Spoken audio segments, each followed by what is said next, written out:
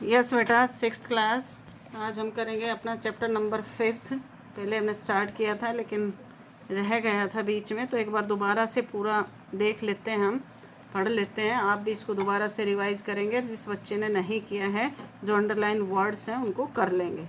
Sorting materials into groups. पदार्थों को समूह में वर्गीकृत कैसे किया जाता है, या पदार्थों को समूह में कैसे बांटा जाता है। We use several objects in our day-to-day lives. We use several objects. हम बहुत सारी चीज़ें हैं जो अपने जीवन में हर रोज़ प्रयोग करते हैं।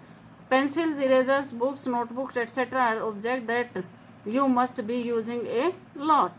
जैसे पेंसिल हैं, इरेजर हैं, बुक्स हैं, नोटबुक आदि ऐसे ऑब्जेक्ट हैं that you must be using है, जिनका आप बहुत ज़्यादा प्रयोग करते हैं। अभ्यास पुस्तिकाएं हैं, आपकी नोटबुक हैं, पेंसिल हैं, रबड़ हैं आदि वस्तु ऐसी हैं जो हम बहुत ही प्रयोग करते हैं। All objects are made of substances. ये सभी चीज़ें जिनसे बनी हुई होती हैं उनको कहते हैं मटेरियल्स। उनको हम क्या कहते हैं, जिनका बहुत प्रयोग करते हैं। और सभी विभिन्न वस्तुएं विभिन्न सामग्रियों से बनी हुई होती हैं, जिन्हें हम क्या कहते हैं, मटेरियल कहते हैं। तो मटेरियल की डेफिनेशन क्या होगी, द ऑब्जेक्ट्स या all objects are made of substances called material. It is very important to use the right material for making each object. It is very important, यह बहुत ही आवश्यक है, to use the right material, ठीक material का प्रयोग किया, for making each object, her object को बनाने के लिए। जैसे चौक के बनाने के लिए made of material like would और प्लास्टिक वुड बी यूजलेस। जैसे अगर हमें एक चौक बनाना है तो उसके लिए हमारे लिए लकड़ी और प्लास्टिक है वो क्या है, बेकार है, यूजलेस है। Because it can not be use to write on the black board. क्यों बेकार है, क्योंकि इसके द्वारा हम ब्लैक बोर्ड पर नहीं लिख सकते हैं। Therefore it is important for us to know the properties of different kind of materials. इसलिए इट इम्पोर्टेंट फॉर अस, यह हमारे लिए क्या है, आवश्यक है, to know the properties of different kind of materials, अलग अलग पदार्थों के बारे में के विशेषताओं के बारे में पता करना। Let us start by learning more about objects. आओ ऑब्जेक्ट्स के बारे में और ज़्यादा सीखना शुरू करते हैं। अब आगे आता है कि किस प्रकार से हम उसका क्लासिफिकेशन करते हैं, वर्गीकरण करते हैं। The process of sorting and grouping things according to some common properties, similarities and dissimilarities possessed by them is called classification. अब क्लासिफिकेशन की डेफिनेशन क्या है, हिंदी इंग्लिश दोनों में समझने की कोशिश करें बेटे। वर्गीकरण क्या होता है, वस्तुओं को उनमें पाए जाने वाले कुछ सामान्य गुणधर्म ऐसे होते हैं जो कुछ समानताएं होती हैं और कुछ असमानताएं होती हैं के आधार पर छांटने और समूहीकरण करने की प्रक्रिया जो होती है उसको हम क्या कहते हैं, क्लासिफिकेशन कहते हैं या वर्गीकरण कहते हैं। क्या किसे कहते हैं, वस्तु जो होती हैं उनमें पाए जाने कुल सामान्य चीज़ें, कॉमन प्रॉपर्टीज, सामान्य गुणधर्म। वैसे प्रॉपर्टी गुणधर्म को बोलते हैं, कुछ सामान्य चीज़ें कह सकते हैं, लेकिन आप जिनको हम एक समूह के रूप में इकट्ठा करते हैं उसको हम क्या कहते हैं, वर्गीकरण कहते हैं। जैसे फॉर एग्जांपल लिविंग थिंग्स है सम कॉमन प्रॉपर्टीज, जीवित चीज़ों की कुछ कॉमन प्रॉपर्टीज़ हैं, but they differ from one another in many ways, लेकिन वो बहुत तरीके से अलग अलग हैं। They are further classified into 2 सब ग्रुप्स। उनको आगे 2 सब ग्रुप में बांटा गया है, प्लांट्स और एनिमल्स, प्लांट्स में और एनिमल्स में। Classification is not only confined to living things but non living things can also be classified in many ways. क्या कह रहा है कि जो वर्गीकरण है केवल सजीव वस्तुओं तक सीमित नहीं है, बल्कि निर्जीव वस्तुओं का भी अनेक प्रकार से हम क्लासिफिकेशन करते हैं। जैसे सजीव वस्तुओं को तो हम दो में बांटते हैं, किसमें, प्लांट्स और एनिमल्स में बांट दिया। और लेकिन नॉन लिविंग थिंग्स जो हमारी हैं उनको भी हम अनेक प्रकार से बांटते हैं। Their classification can be done on the basis of their occurrence, usages और the materials they are made up of.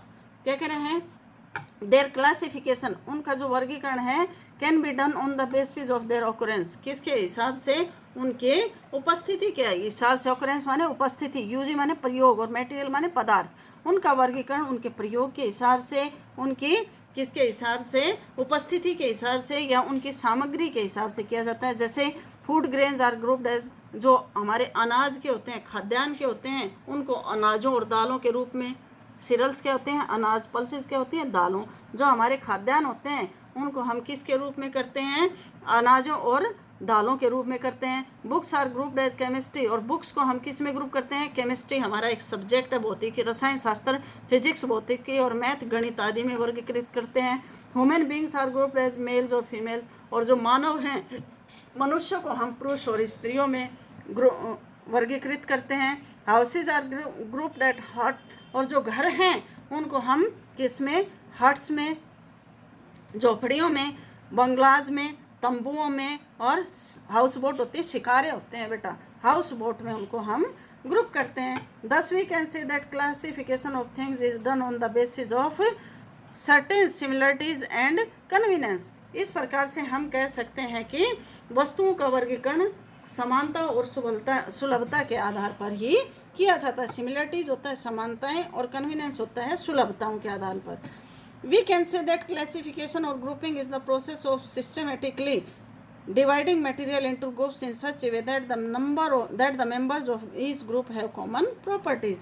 हम कह सकते हैं कि वर्गीकरण या सामूहिकरण है जो वस्तुओं को व्यवस्थित रूप से समूहों में इस प्रकार बांटने की प्रक्रिया है कि जो प्रत्येक in such a way that the members of इस ग्रुप, कि प्रत्येक समूह के सदस्यों के कुछ सामान्य गुण धर्म हों। क्या कह रहा है कि हम इस प्रकार से बांटते हैं उनको, इस प्रकार से उनका क्लासिफिकेशन करते हैं, ग्रुपिंग करते हैं कि बांटने की प्रक्रिया के समूह के सदस्यों के कुछ गुण धर्म हैं वो क्या हो? समान हो, मतलब अलग अलग ना हो। जैसे अनाज है, अनाजों को अलग रूप में बांटा जाता है, दालों को दाल और अनाज है उनको फूड ग्रेन बोलते हैं। Physics, chemistry, math, science, history, संस्कृति, इसको क्या बोलते हैं हम? बुक्स के रूप में बांट दिया। ह्यूमन बींग्स है उसको हमने मेल और फीमेल के रूप में बांट दिया। और जो घर हैं उनको कोई कहता हट है, कोई कहता मेरा बंगला है, कोई टेंट है, कोई हाउस बोट है।